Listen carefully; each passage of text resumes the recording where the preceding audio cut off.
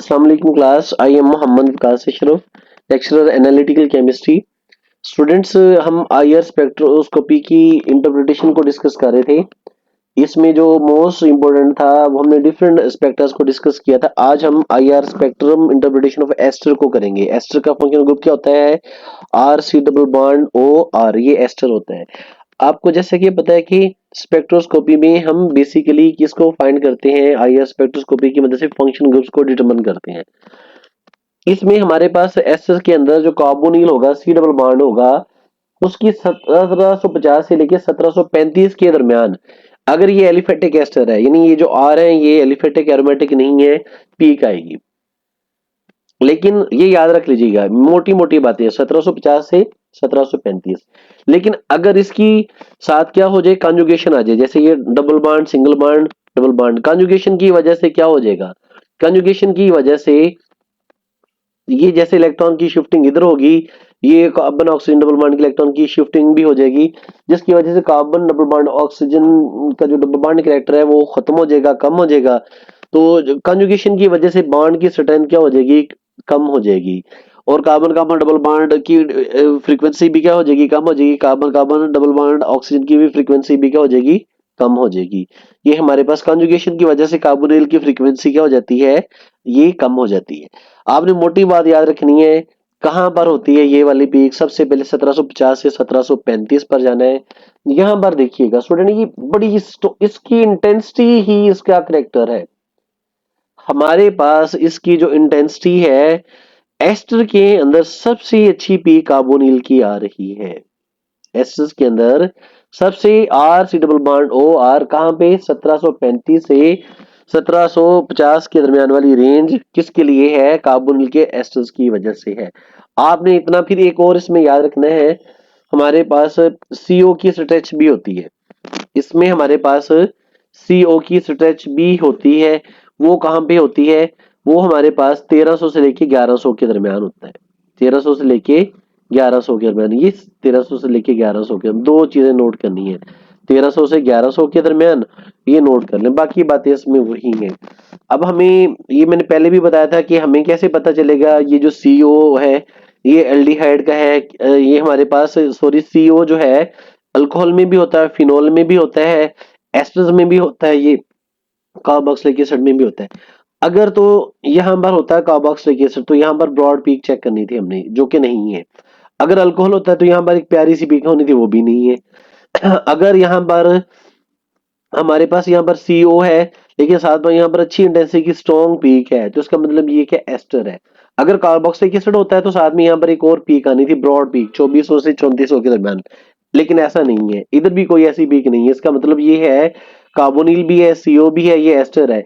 एक वो इसमें और भी रह जाता है कि क्या ये वो फिनोल तो नहीं, अल्कोहल या फिनोल तो नहीं। अल्कोहल के केस में यहाँ पर पीक आती है, ये वाला रीजन, इसमें देखिए कोई भी पीक नजर नहीं आ रही। इसका मतलब ये क्या है? ये सिर्फ एस्टर को ही रिप्रेजेंट कर रहा है। यहाँ पर भी देखिए इसकी अपनी ही इंटेंसिटी है, इसकी अच्छी सी, और साथ में यहाँ पर क्या होता है, सी डबल बॉन्ड ओ की पीक भी आ रही होती है हमारे पास। अच्छा, उसके बाद ये एरोमेटिक वाला भी है इसमें, वही 1750 से 1735, ये वाला।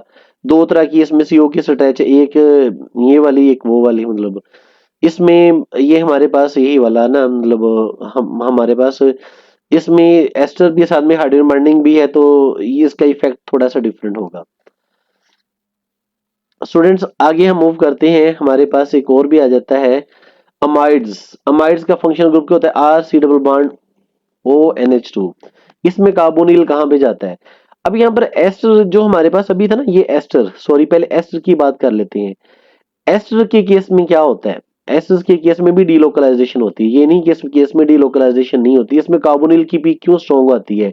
हालांकि इसमें ऑक्सीजन का जो लोन पेयर है, ये वाला जो लोन पेयर है, ये डीलोकलाइज हो जाएगा, और ये कार्बन डबल बॉन्ड जो ऑक्सीजन वाला बॉन्ड है, ये जो आपके पास हमारे पास डीलोकलाइजेशन की वजह से ये जो डबल बॉन्ड कैरेक्टर से कम होना चाहिए, ऑक्सीजन की लोन पेयर जो है वो डीलोकलाइजेशन में यूटिलाइज हो रहे हैं। बट यहाँ पर क्या होता है, अगर ये वाला सी डबल बॉन्ड ओ कम हो रहा है, कैरेक्टर कम हो रहा है, तो ये वाला साथ में सी और ऑक्सीजन में डबल बॉन्ड कैरेक्टर प्रोड्यूस हो रहा है, इसके लोन पे डीलोकलाइज तो जरूर हो रही है, लेकिन साथ में वो डीलोकलाइजेशन होने की वजह से कार्बन और ऑक्सीजन के बैंड डबल बॉन्ड भी बन रहा है। आपने इसमें से याद रखना है 1750 से 1735 और 1100 से 1300 के दरमियान पीक भी नोट करनी है आपने। अब अमाइड में क्या होता है student, C double bond O NH2। Amide के केस में आपने किस चीज को नोट करना है, कार्बोनिल को देखना है। इसके जो लोन पेयर होते हैं नाइट्रोजन के वो डीलोकलाइज हो जाते हैं। ये जो लोन पेयर हैं ये डीलोकलाइज हो गए। जब ये लोन पेयर डीलोकलाइज हो जाते हैं, कार्बन डबल बॉन्ड ऑक्सीजन का कैरेक्टर क्या हो जाता है, कम हो जाता है। जब ये कम हो जाएगा तो इसका फोर्स कांस्टेंट कम हो जाएगा, तो इस वजह से ये 1680 से 1630 के दरमियान, यानी 1610 पे देखना आपने। अब NH कहां पर होता है, यहाँ पर ये डिपेंड करता है। NH को स्ट्रेचिंग रीजन में देखते हैं, ये वाले में NH अगर तो प्राइमरी है, NH2 ग्रुप है, यानी फिर आएगी दो पीक्स हमारे पास, एक 3400 पर, एक 3500 पर, एक 3300 पर, एक 3400 पर, दो पीक्स आनी है। साथ में हमने NH का आउट ऑफ प्लेन बेंडिंग भी नोट करनी है 800 के करीब। CN स्ट्रेच भी होती है, बट मोटी जो पीक है ना यहाँ पर कार्बोनिल की पीक है। कार्बोनिल के साथ यहाँ पर NH2 की पीक आ रही है, दो पीक्स आ रही हैं अगर हमारे पास ये अमाइड है। और NH की वो बेंडिंग भी बता रहा है 1640 से प्राइमरी और सेकेंडरी अमाइन के लिए। अब इसमें देखें, ये हमारे पास सेकेंडरी अमाइन है, इसमें एक ही पीक आएगी। कार्बोनिल की पीक इसमें है। NH की जो बेंडिंग है जो कि अभी बताई है, NH की बेंडिंग कहाँ पे हो रही है, 1640 से 1550 में दरमियान हो रही है।